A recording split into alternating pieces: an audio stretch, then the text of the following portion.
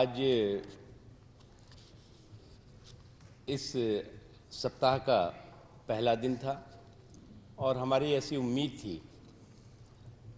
कि पिछले दिनों कांग्रेस पार्टी का जिस तरह का व्यवहार दोनों सदनों में और विशेष तौर से राज्यसभा में रहा है, इन 2 दिनों के बीच में उन्होंने आत्मचिंतन किया होगा और आज उनके व्यवहार में कुछ बदलाव दिखेगा। लेकिन अनफॉर्चुनेटली, दुर्भाग्यवश, उनके व्यवहार में किसी तरह का कोई परिवर्तन नहीं आया, बल्कि और ज़्यादा संसद की कार्रवाई को बाधित करने वाला व्यवहार दिखा। और इंडियन नेशनल कांग्रेस, ऐसा लगता है कि इंडियन नेशनल कंफ्यूज कांग्रेस हो गई है, इंडियन नेशनल कंफ्यूज पार्टी हो गई है। No sense, only nonsense. अगर आप देखें तो शुरू से नॉन इश्यूज को इशू बनाना और उन नॉन इश्यूज के आधार पर देश के विकास, देश की तरक्की से जुड़े हुए काम को बाधित करना और सदन की कार्रवाई को न चलने देना, ये लगातार व्यवहार कांग्रेस पार्टी की तरफ से दिखाई पड़ रहा है। हर इशू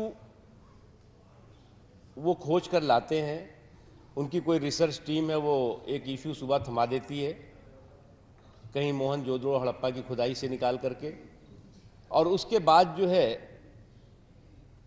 वो इशू खुद अपने आप में एक्सपोज हो जाता है। उसके बाद वो दूसरा इशू लेकर के सुबह पहुंच जाते हैं, चाहे वो गुजरात के द्वारका मंदिर का इशू रहा हो, उसमें खुद वो एक्सपोज हुए। उन्होंने कहा कि हमको प्रवेश नहीं करने दिया गया। और अब असम का एक मंदिर का इशू लेकर के राहुल गांधी जी ने कहा कि उनको प्रवेश करने से रोका जा रहा था, जो कि पूरी तरह से एक मनगढ़ंत और झूठ से कोई बुनियाद पर खड़ी हुई कहानी है। हमें लगता है कि इस तरह के नॉन इश्यूज को इशू बना करके कांग्रेस पार्टी अगर ये समझती है कि उसका कोई राजनीतिक फायदा होने वाला है, तो ये उसकी गलतफहमी है। कांग्रेस पार्टी ने और कुछ और पार्टियों ने सदन की कार्रवाई को नहीं चलने दिया। हमने उनसे कहा कि भाई, ये गंभीर मुद्दा है, हम आपकी इस चिंता से पूरी तरह से अपने को जोड़ते हैं, और आज जो है वो SC ST को न्याय दिलाने वाला, उनके ऊपर अन्याय और अत्याचार को रोकने वाला एक और भी मजबूत बिल लिस्टेड था। हमने अपील की कि आज इस बिल पर चर्चा की जाए और इसके कड़े प्रावधान इस बिल में हैं, उस बिल में जो कड़े प्रावधान हैं उसके तहत उसको पास किया जाए, ताकि इस तरह की घटनाओं को रोका जा सके। कांग्रेस ने उसको भी पास करने से मना कर दिया।